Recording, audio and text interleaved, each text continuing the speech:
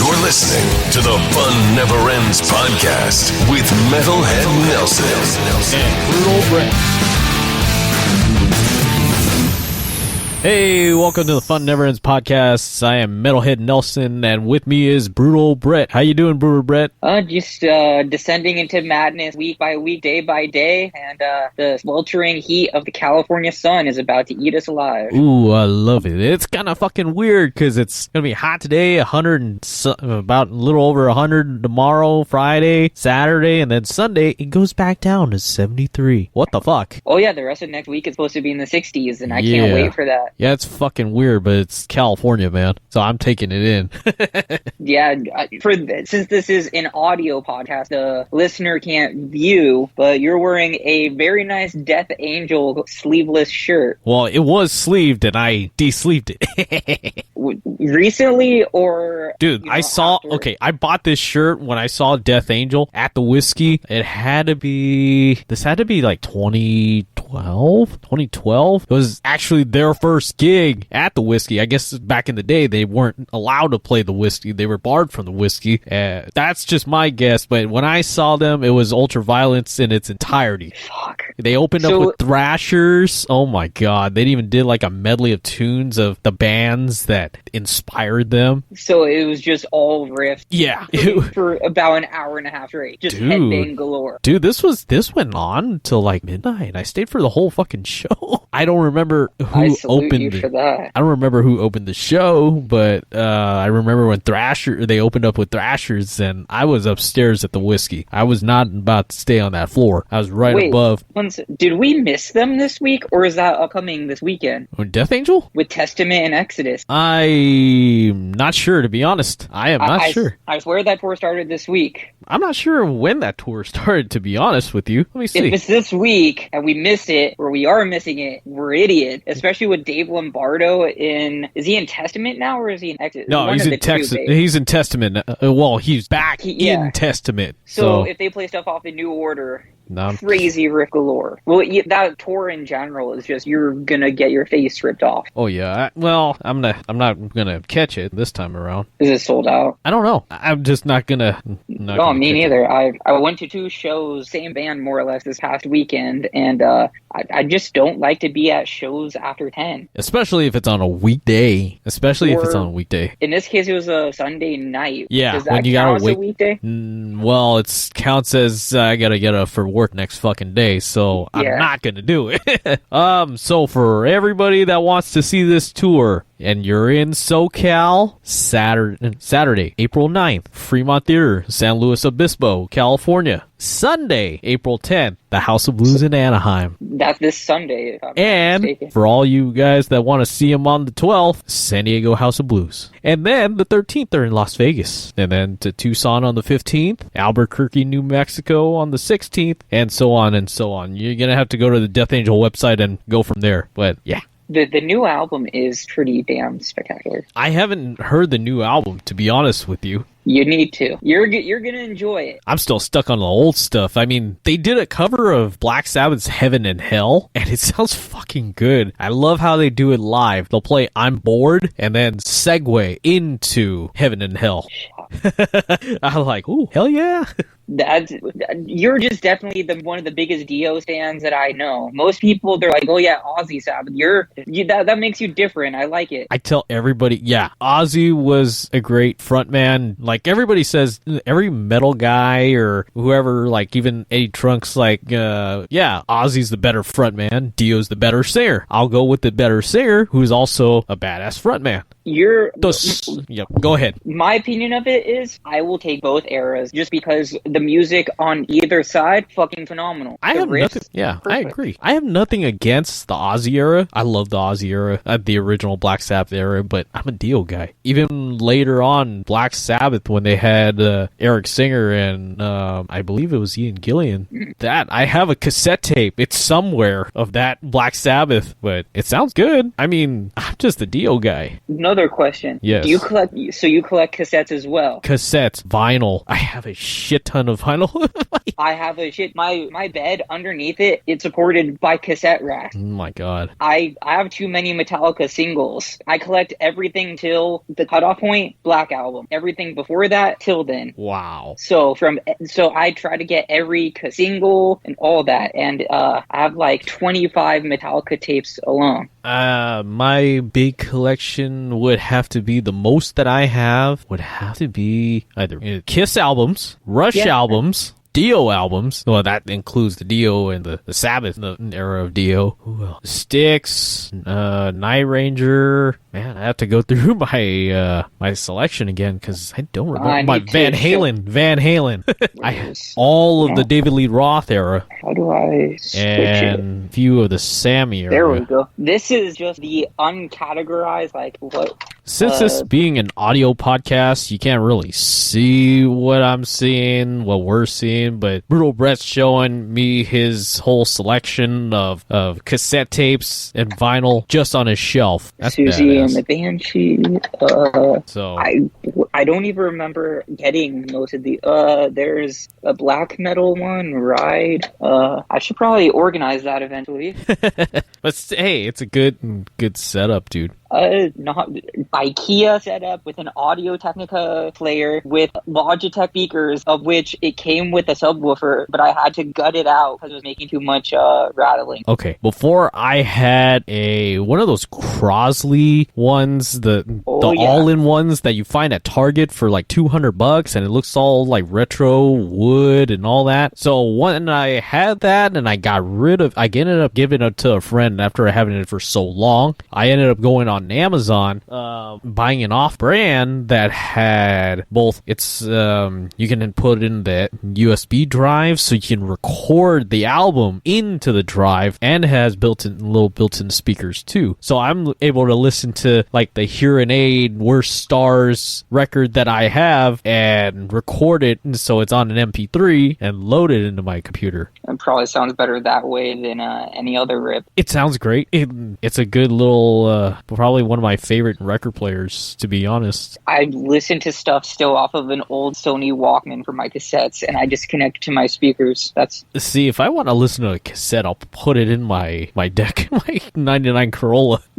See, that's why I'm mad that cars still don't have that, because I can't do that. If so, I would bring a handful of cassettes and just be like, oh yeah, let's see what War Master sounds like in my car the old gritty way. Well, at that point, if you're still using a Sony, you have an auxiliary in your car, don't you? Just plug it in and then plug the auxiliary into the headphone jack and hit play. That's all you gotta do. That requires backtracking so many levels in regard to fidelity, but in regard to being a big brain move, I may do that, and I know just the place to get an aux cord. Gee, I wonder where, if only it was that easy to get an aux cord. And it is. Yeah, 100%. Yeah, I may do that. All right. Let's get into what we're going to talk about today. If you want, you can take the lead. You know what? I have good fun to lead you. Let's get ready to rumble. Oh, yeah. That's a real slap in the face. And that's the most we're going to talk about that.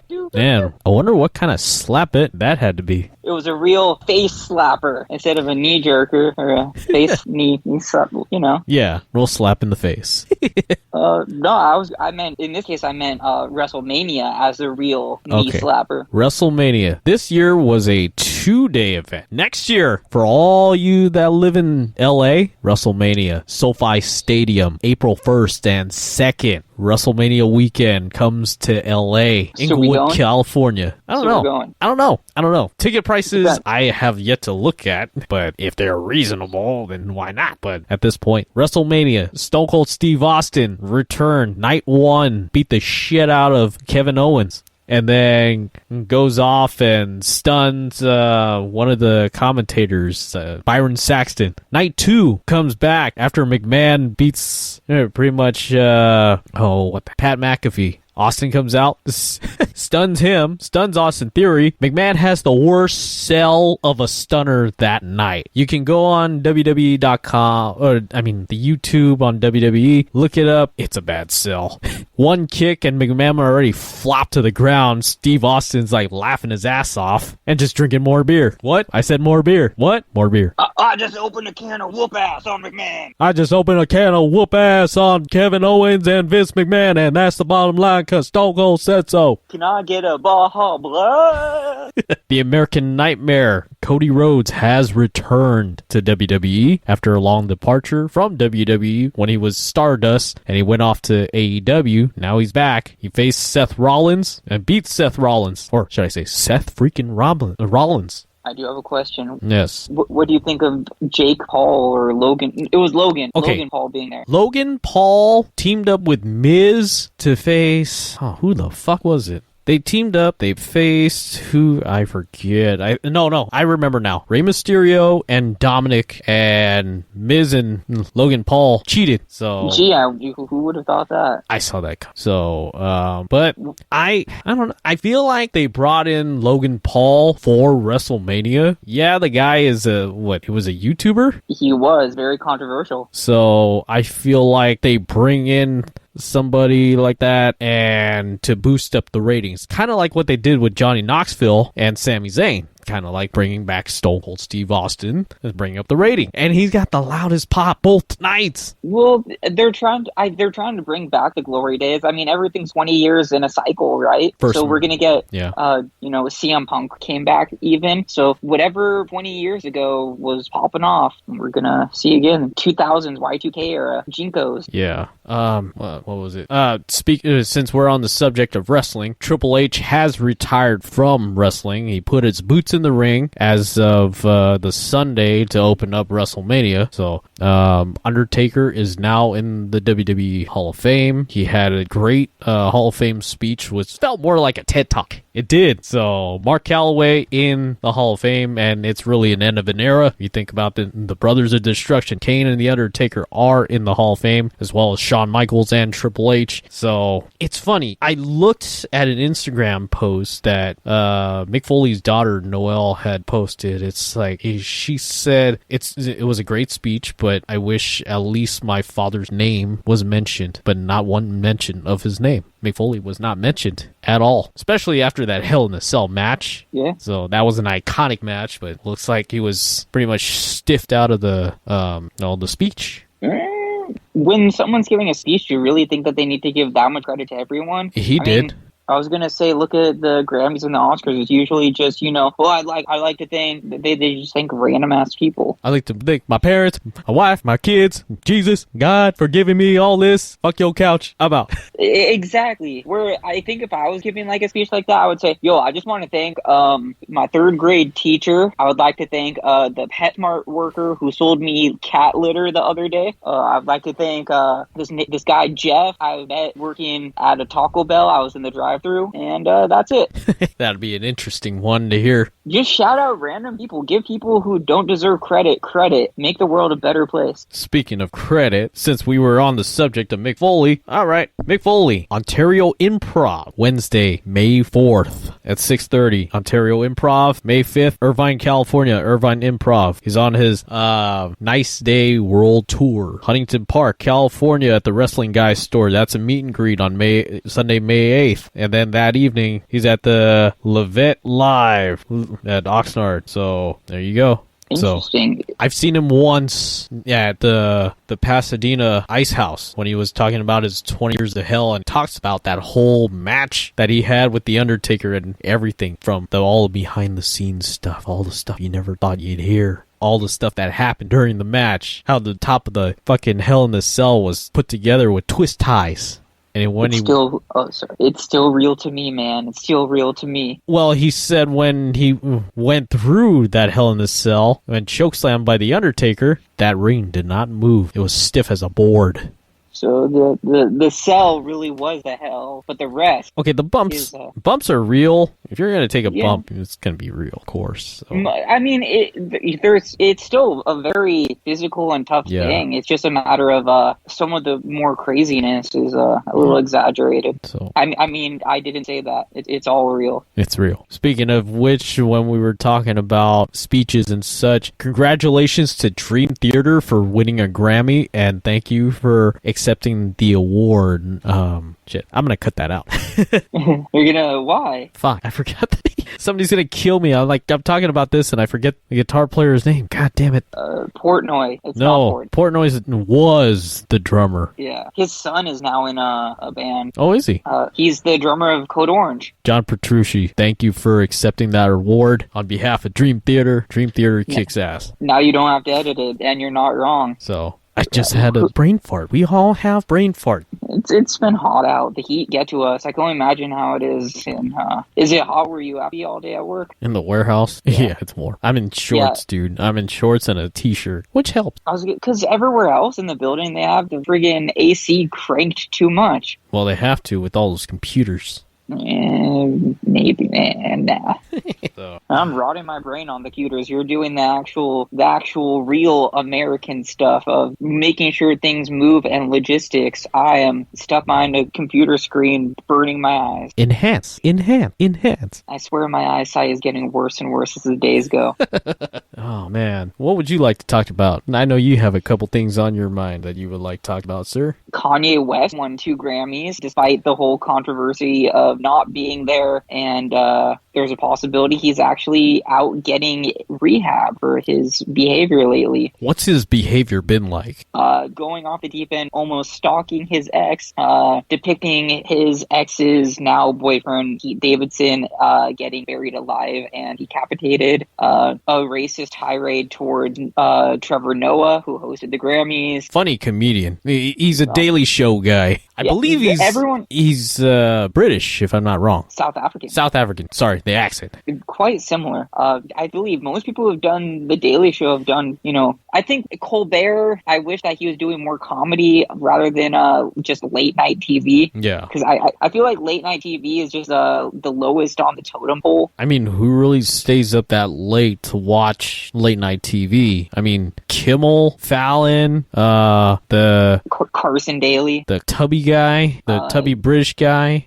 Shit, I forget his name. Yeah, I don't remember his name. There's too many now. There's too many, and by the time that it gets to that time of day, whatever happened in the news is already old. Come on. I'm not going to stay up late to watch Conan O'Brien. Conan's funny, but I'm not going to stay up that late. He's done, though. He's retired. I know. I'm just saying. Unfortunately, he was one of the best ones. I forgot that he was a writer on The Simpsons. I didn't even know that either. Yeah, he was. I remember watching a clip with, what's his name, that does the voice of Homer. And yeah, they were talking about it when he was a writer on The Simpsons. So I didn't know. I feel like you slipped into character, or was it unintentional when you said that? It's kind of like a Mr. Burns or a Sideshow. Not Sideshow Bob. Sideshow Bob. If I wanted to slip into character, I would have done it a long time ago. All right, Smithers. I was gonna say, could you do Smithers as well? Well, Mr. Burns, we're gonna have to take a look into that. That's actually really good. Come on, Smithers. Can you do a Nelson? Hey, Bart. Hey, Simpson. I wish I could do a Ralph Wiggum. Yeah, I can't do that. You bit my Wookiee! Okay, Simpsons or King of the Hill or Family Guy? Family Guy, lowest of the totem pole, just because it just regurgitates stuff. Simpsons top, because that's just geek culture at this point. King of the Hill, because I could put on any episode at any time of the day and enjoy it. There were many times where I've just put it on to fall asleep. Oh, right on. Yeah, for me, it's King of the Hill, Family Guy, and then Simpsons. Interesting. So, is Family Guy just because of the time in which it came out, where it had that much of an impact, or? Oh, just because it's fucking hilarious on my end. A lot of Star Wars talk. Okay, you're not wrong. That I would say early Family Guy, huge impact on me, especially growing up. Within the past 10 years or so, I haven't watched too much. No. I think I stopped at a certain extent, but I do watch reruns here and there. I think I would much more rather watch reruns of King of the Hill. Oh, 100%. Yeah. Then again, I don't watch much new Simpsons either. I guess it's just the amount of Simpsons that I've watched. Okay, I've watched the newer Simpsons. I can't get into it. I can't get into it. The newer stuff, it's like they did an episode where it was like all based off of like La La Land, and I don't know, man. It's just too, I don't know, too PC for me. Well, Some of the episodes are very PC, very politically correct, and I don't know. Well, they had the last things I watched were obviously because they did that Balenciaga show through The Simpsons, which interesting collaboration, very well executed. But I attribute that to Balenciaga's creative director Demna. They've become one of my favorite brands. That's just another type of thing that I go on a tangent about. They're bringing back Y2K fashion as well. But the other episode recently was with The Weeknd, in which they did a parody of Supreme and kind of like hype culture and streetwear. Interesting. Which is funny because I feel like a lot of animated series are really buying into the threshold that it has on culture now as well. Okay. There was even an Amazon show called Fairfax, which is about it. I'll have to take a look into that. It was a good show, honestly. Yeah. Even though it's an area that I've unfortunately spent a lot of time on just due to interest growing up. Right on. Not having the money to afford anything, but trying to be where things happen. Yeah, I get that for sure, man. Well, hey, there's if you want to check out a couple shows, there's a couple shows coming up. I mean, hey, the Friday, April 8th, this is for the Garden Amphitheater in Garden Grove. So you got Reverend Horton Heat, Delta Bombers, 40 Acre Mule. They're playing this Friday and Saturday. It's a 2-night thing. So if you're wanting to check them out, go for it. And there's a couple tribute band shows coming up at the Garden Amp. So you got Maiden USA, which is an Iron Maiden tribute, Dress to Kill, Kiss tribute, Dirty Deeds. Come on, you got to know that one. Aussie, Bloody Aussie, and British Steel. That would be April 16th. Tickets are $15. Quite a bit more. John 5 is coming. John 5 and the Haxons. They're playing Friday, April 22nd at the Garden Amp in Garden Grove. So, I remember seeing another one. I believe it was Fozzy. Fozzy is coming. Save the World Tour. That would be Friday, May 6th at the Garden Amp. So, and Destruction's coming Thursday, May 19th to the Garden Amp as well. So quite a bit of shows. There's more if you want to see more. Hey, Friday, July 1st, Anvil is coming to the Garden Amp. Tickets are $20. I may go to that. So Anvil is coming. Because there's not many shows personally that I think I'm relatively going to anytime soon. I feel like they're saving it for summer. Nothing's really been announced yet. The Dying Fetus, Chelsea Grin, Sangwa Sugarbog tour is one that I know I'll go to. And I think there's Immolation with a bunch of other bands. Probably. Speaking of which, hey, for state of California, lifted. You don't have to show proof of vaccination or test result going to shows and masks and shit. So you're free to do whatever you damn well please. Yeah, it was like, well, it wasn't this. On Sunday, I went to a show and they kind of were just like, yeah, that looked real. You can go in. They didn't really give a fuck. They have the whole pandemic. They never did. No. Even like last October when I was going to shows. Oh, man. It's great. Yeah, Anvil would be a good show. So there's a lot of good shows coming. I'm not going to go read off everything. If you want to see local shows, what I would recommend for people that are on my side of the town that want to go see somebody at the Canyon in Montclair, check out the page. Go to their website. Go to Facebook. It's a whole list of fucking shows. The Tubes are coming later this year. Yngwie Malmsteen's coming next month. Coming back. So Starship featuring Mickey Thomas would be coming in September. So Freddie Jackson's coming. Yeah, just a lot. The singer of Dishwalla's coming. So go on, check it out. I think I have a few shows saved. For all those that missed it, Journey and Toto just played. I believe they played the Staples Center, or wait, the Crypto Arena. Oh God. I still call it Staples Center. They played Staples Center not too long ago. I believe it was last night or the night before. But they did play the Honda Center in Anaheim. No, I would say the main big show that I still need a ticket for would be Pavement. Where are they playing? That's a good question. It's in September, but I need to get a ticket. Let's see. I believe it's with a good band opening as well. Let's see. The Orpheum, September 8th, 9th, or 10th. And it is Getting a balcony ticket isn't too much. I mean, it's $64 for tickets, but I would see Steve Malkmus anywhere. Not bad at all, I'll say. There's a lot of good shows coming around that... Oh, by the way, Raiding the Rock Vault is coming back in May, so for all you rock vaulters that want to go to Las Vegas, that is the story of classic rock. You can catch them at the Rio at that venue. I keep forgetting what the name of the venue is called. I know it's a number, but I hadn't been there yet. I remember when they were at the Trop, the Las Vegas Hotel, and the joint at the Hard Rock, which the Hard Rock is no longer the Hard Rock. Thanks to Richard Branson, it's called Virgin Hotels. Yeah.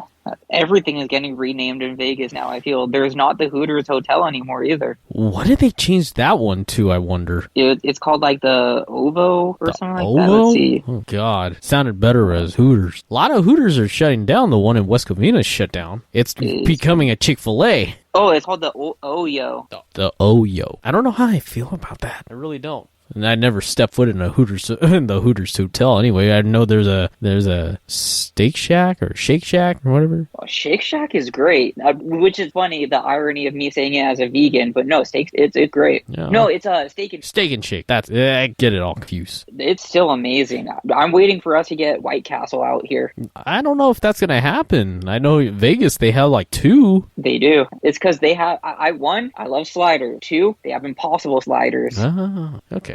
Impossible. Man, I remember hearing, since we're on the subject of food in Las Vegas, I remember passing by like the Heart Attack Grill. It's in downtown Las Vegas, Fremont Street, if you will, right next to Telemundo, and there's a Denny's right there too. I remember watching this on TV late night on the news about somebody having a triple bypass burger and having the ambulance being called. What irony of eating at the Heart Attack Grill. Well, they probably got to eat free. If you're over 300 pounds, you eat free. Oh my God. I would not want to step foot in that restaurant. There's too many other good restaurants to go to, and that's not my forte. It's right next to the White Castle. That's all I know. That's right. Funny, there's a CVS right there, too. Sometimes it's Vegas. We're not there to make good life choices. Vegas is Vegas. You go to Vegas to have fun. You're not wrong. And indulge.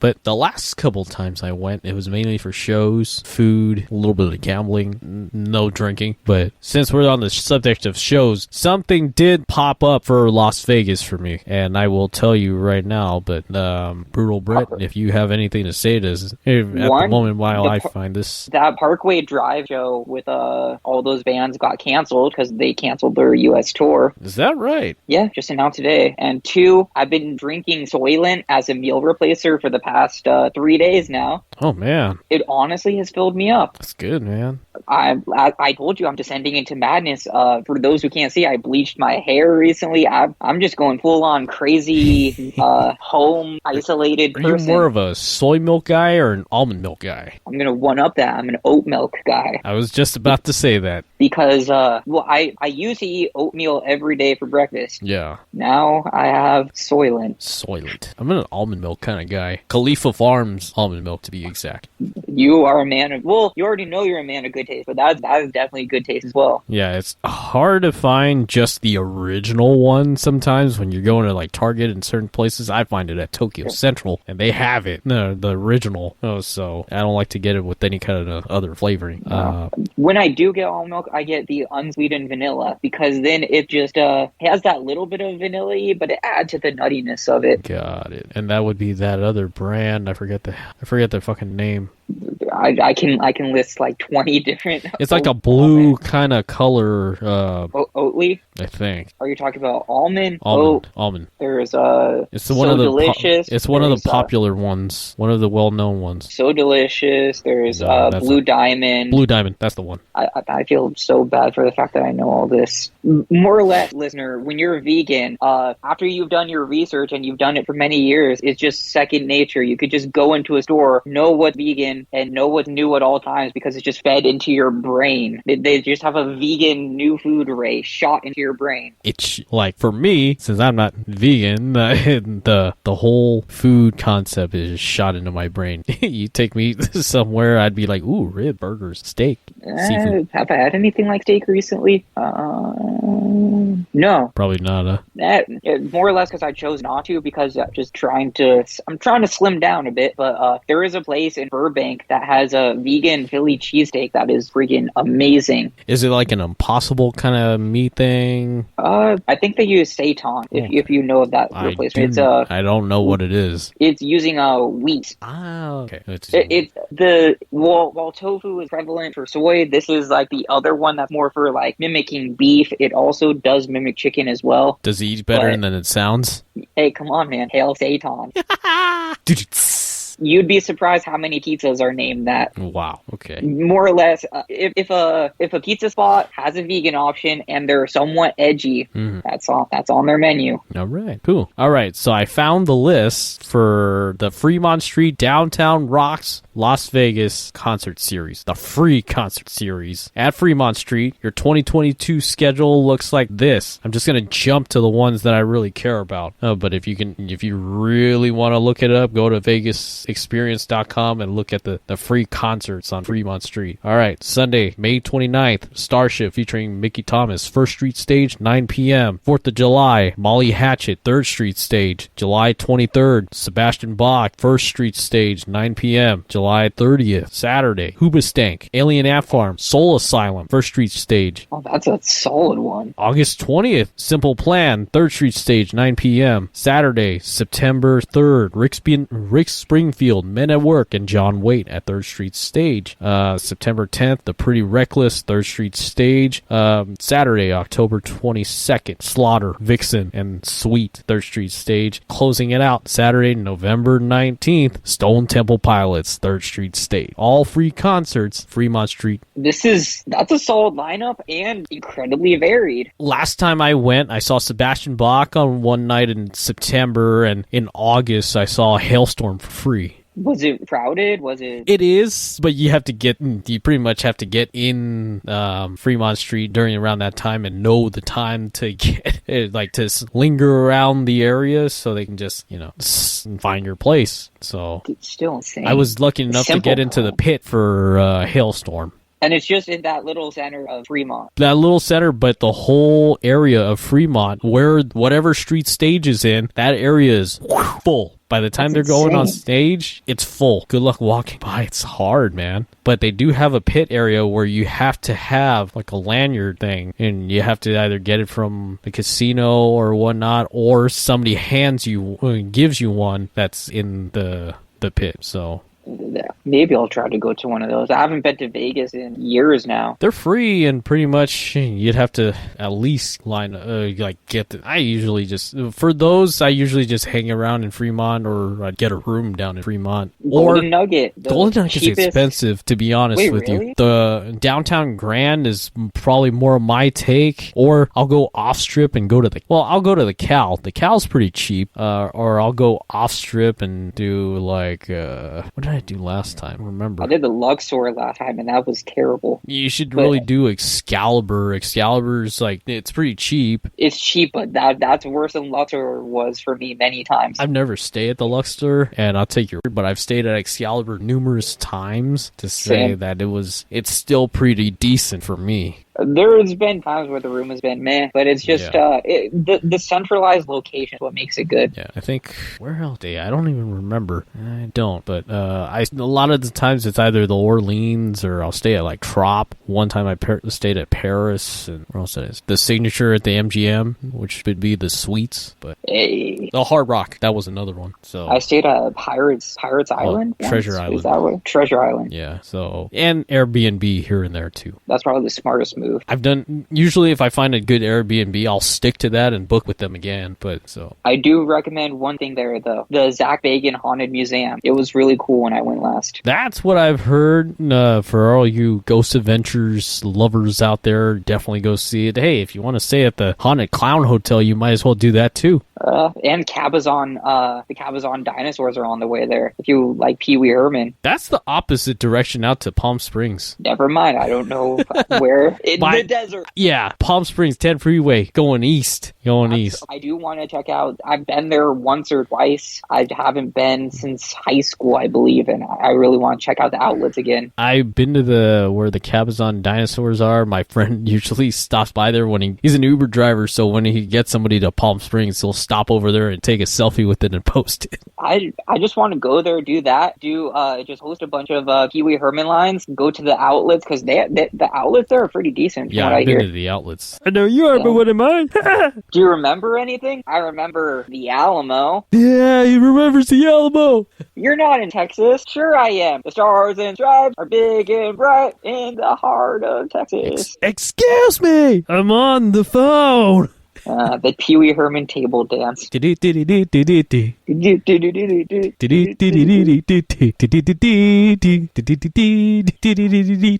Tequila. You know what? For the next holiday party, I'll do karaoke to that.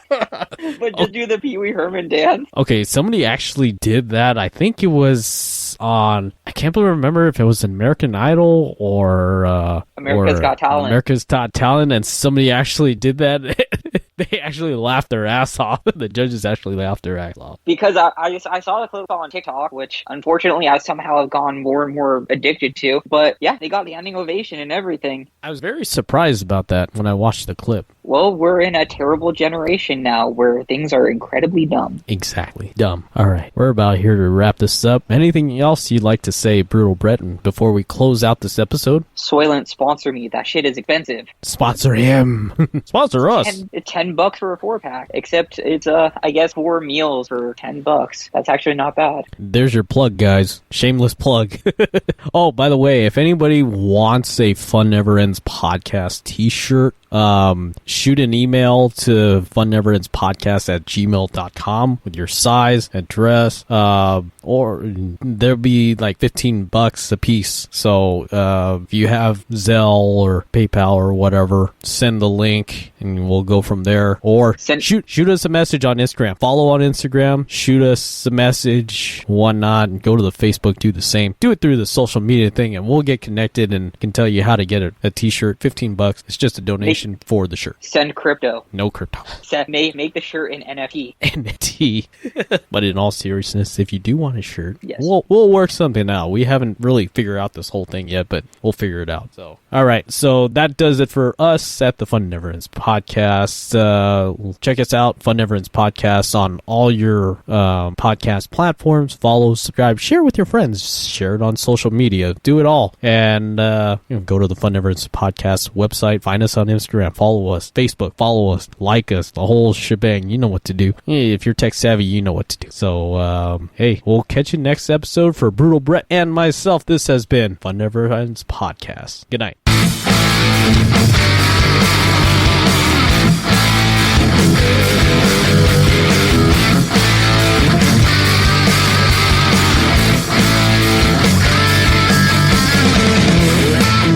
Oh, yeah.